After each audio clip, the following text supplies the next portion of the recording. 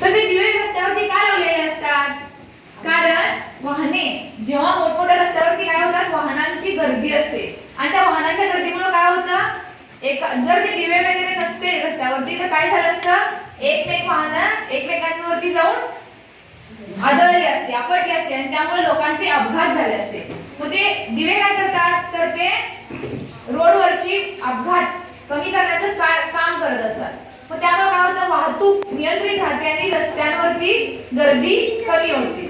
आता लाल दिवा केव्हा लागतो, जेव्हा वाहनांवरती गर्दी झालेली असते आणि त्या जे लोक येत असतात गाडी घेऊन तर त्यांना थांबण्याचा आदेश देतो.